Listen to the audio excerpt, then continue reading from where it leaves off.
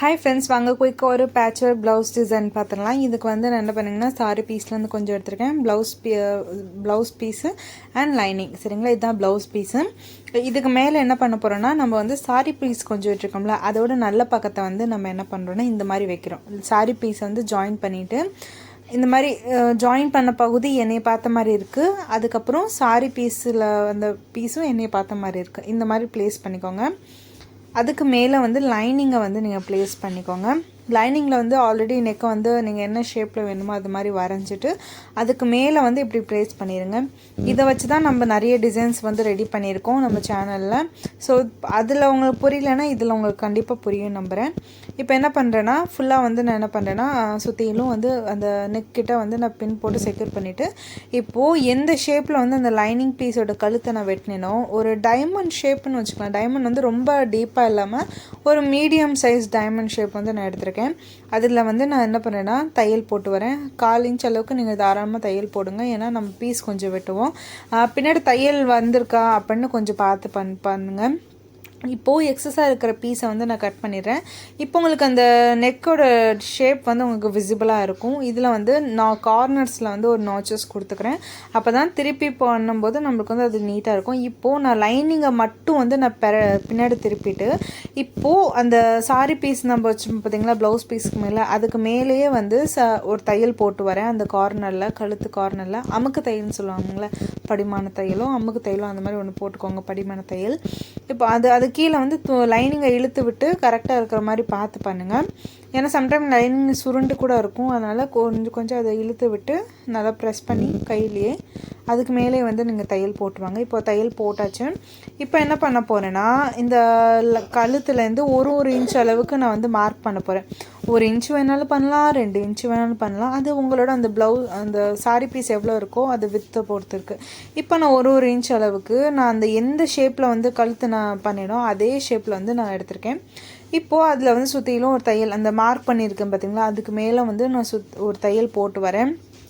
இது உங்களுக்கு பார்த்தது தெரியுது, வெத்தலை நெக்குன்னு கூட சொல்லுவாங்களா என்னன்னு தெரில. அந்த டைமண்ட் ஷேப்லேயே ரொம்ப டீப்பாக இல்லாமல் ஒரு அளவுக்கு இந்த மாதிரி டீப்பில் எடுத்திருக்கேன். இப்போது நான் தையல் போட்டுட்டு எக்ஸஸாக இருக்கிற பீஸ் எல்லாம் வந்து நான் வந்து கட் பண்ணுறேன்.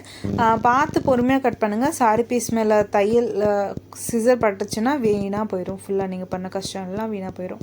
இப்போது நான் ஃபுல்லாக சுற்றியில் எக்ஸஸாக இருக்கிற பீஸ் எல்லாத்தையுமே நான் எடுத்துகிறேன். பிசர் கொஞ்சம் இருக்கும், அது ஒன்றும் பண்ண முடியாது. அதை மறைக்கிறதுக்கு தான் நான் திரும்பவும் சாரி பீஸ் வந்து ஒரு 3 இன்ச் அளவில் எடுத்து அதை வந்து ஃபஸ்ட்டு ஒரு டைமண்ட் முக்கோணம் ட்ரையாங்கிள் ஷேப்பில் மடிச்சுட்டு அதை இன்னும் அதோட கார்னர்ஸை மடிக்கும்போது இந்த மாதிரி ஒரு பூ ஷேப் வரும். அந்த பூ ஷேப் வந்து கரெக்டாக அந்த நெக் லைனில், அதாவது நம்ம ஒரு தையல் போட்டுப்போம்ல ரெண்டாவதா, அந்த தையலை வந்து மறைச்ச மாதிரி வந்து அதுக்கு மேலே வரணும்.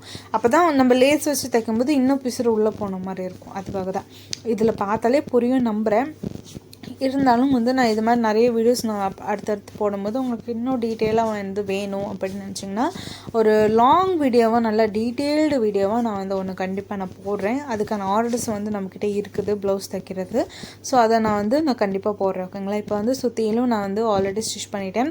ஒன்றா வச்சு நான் வீடியோ பொறுமையாக எடுக்க முடியாதுன்னா டக்குன்னு நான் உங்களுக்கு ஓரளவுக்கு புரிஞ்சிருக்கும்ல நான் எப்படி வச்சுருக்கேன்னு.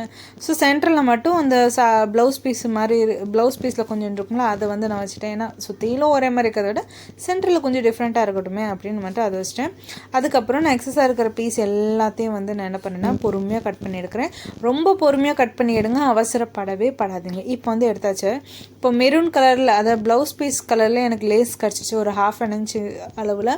அந்த 1/2 இன்ச் வித்து உள்ள லேஸை வந்து நான் வந்து சுற்றிலும் அந்த பிசுரை மறைக்கிற மாதிரி அந்த பூ மேலேயே வச்சு நான் வந்து ஸ்டிச் போட்டு வரேன். ஒரு சைடு கார்னரில் தான் ஸ்டிச் போட்டு வரேன், இன்னொரு சைடு கார்னரில் நம்ம போடணும்.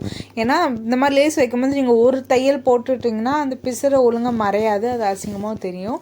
இந்த மாதிரி நீங்கள் லேஸ் வச்சு நீங்கள் ஒரு பிசுரை மறைக்கணும் அப்படின்னு நினச்சிங்கன்னா 2 தையல் அந்த லேஸோட கார்னர்ஸ் 2 கார்னர்ஸ்லையும் நீங்கள் கண்டிப்பாக தையல் போடணும். சைட்ஸில் அந்த லேஸோட சைடில் வந்து நீங்கள் கண்டிப்பாக தையல் போட்டே ஆகணும்.